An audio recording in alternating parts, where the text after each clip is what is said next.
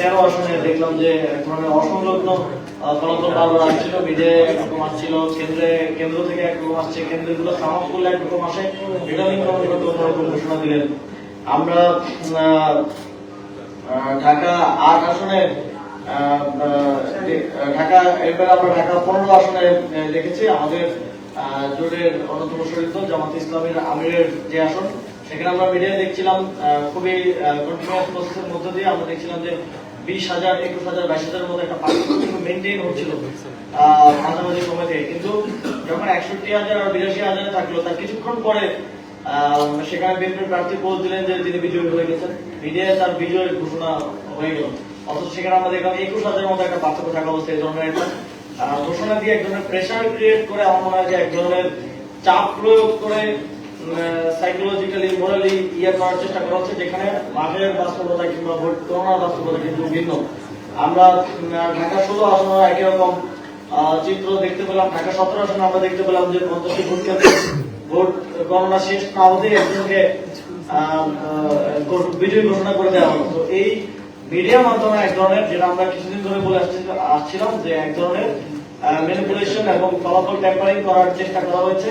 এবং আমরা স্পষ্টভাবে দেখেছি যে আমাদের লিলি বিউটি সোপ, যার অ্যান্টি এজিং গুণ তারুণ্য ধরে রেখে ত্বককে করে উজ্জ্বল, তারুণ্যময় উজ্জ্বল ত্বকের জন্য।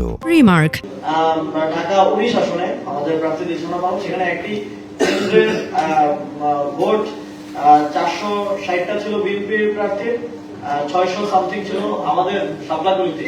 সেটা যখন রিটার্নিং কর্মকর্তা ঘোষণা দিলেন, তিনি উল্টোটা ঘোষণা করলেন, তিনি 460টা ঘোষণা করলেন সাবলাগুলির, আর 600 সামথিং ঘোষণা করলেন ধানের শীষের। সুতরাং মানে এটা খুবই হাস্যকর ভাবে এবং খুবই চাইল্ডিশ ওয়েতে ফলাফল ট্যাম্পারিং করা হচ্ছে বলে আমরা অভিযোগ পাচ্ছি।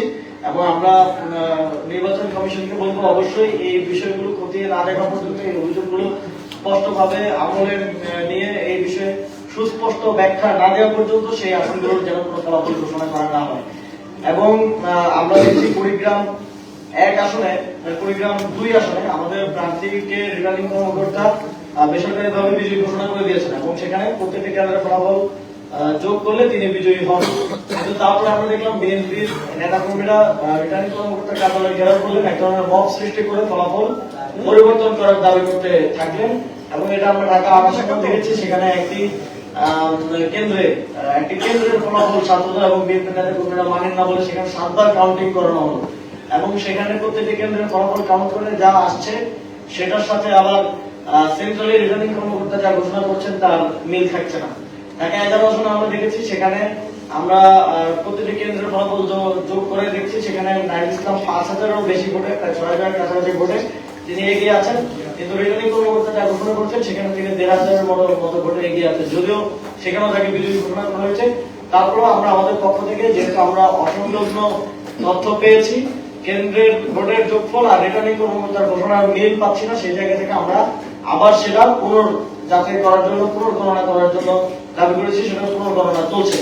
তো এইরকম কিছু কিছু জায়গায় খুবই কম মার্জিন আমরা দেখছি, অনেকেই হেরে গেছেন, অনেকেই জিতে গেছেন, 200, 300, 500 ভোট, 1000 ভোট, 2000 ভোট। সেখানে যদি 3,000, 4,000 ভোটের হিসাবে কেন্দ্রের হিসাবে একরকম, রিটার্নিং কর্মকর্তার হিসাবে একরকম, মিডিয়াতে অন্যরকম আমরা দেখতে পাই, এটা আমাদের মধ্যে একটা সুষ্ঠু নিরপেক্ষ নির্বাচন এবং ভোট গণনার ক্ষেত্রে একটা সন্দেহ তৈরি করে। এবং এই সন্দেহ নিয়ে আমরা কখনোই সামনের দিকে এগোতে পারবো না। এই বিষয়ে সুস্পষ্ট ঘোষণা নির্বাচন কমিশনকে দিতে হবে, সুস্পষ্টভাবে প্রয়োজনীয় পুনঃ যাচাই করে নির্বাচন কমিশনকে হস্তক্ষেপ করে সেটা পুনঃ যাচাই করে সে বিষয়ে সিদ্ধান্ত নিতে হবে। কারণ ইতিপূর্বে আমরা রিটার্নিং কর্মকর্তাদের পক্ষপাতিত্ব দেখেছি।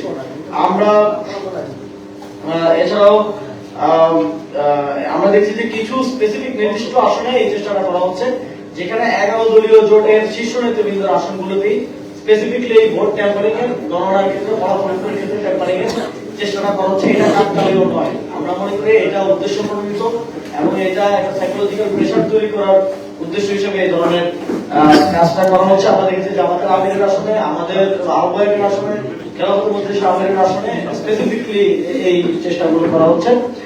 আমরা মিরপুর অর্থাৎ ঢাকা 16 আসনেও এটা দেখেছি, এই ধরনের একটা চেষ্টা সেখানে করা হচ্ছে।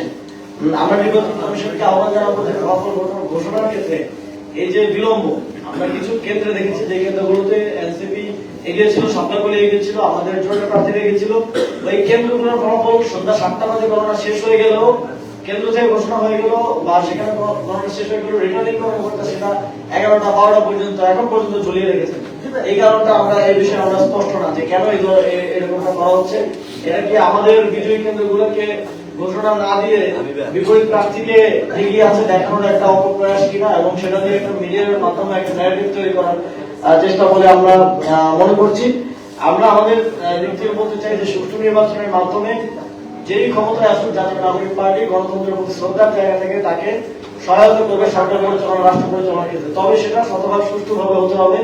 ফলাফলের মতো একটা বিষয়, যেখানে 100টা কেন্দ্রের ফলাফল যোগফল করলে একটা পাচ্ছি, সেখানে আরেকটা রিটার্নিং কর্মকর্তা বলছে, আরেকটা ইলেকশন কমিশন বলছে, মিডিয়া আরেকটা আসতেছে। এই ধরনের বিভ্রান্তিকর ফলাফলের মধ্য দিয়ে আমরা চাই না যে দেশের সরকার গঠন করুক। তাহলে সেক্ষেত্রে একটা কনফিডেন্সের শূন্যতা থেকে যাবে, এবং তার ফলে বাংলাদেশ আসলে যেই দিকে আমরা পৌঁছাতে চাই সেদিকে আমরা আগাতে পারবো না।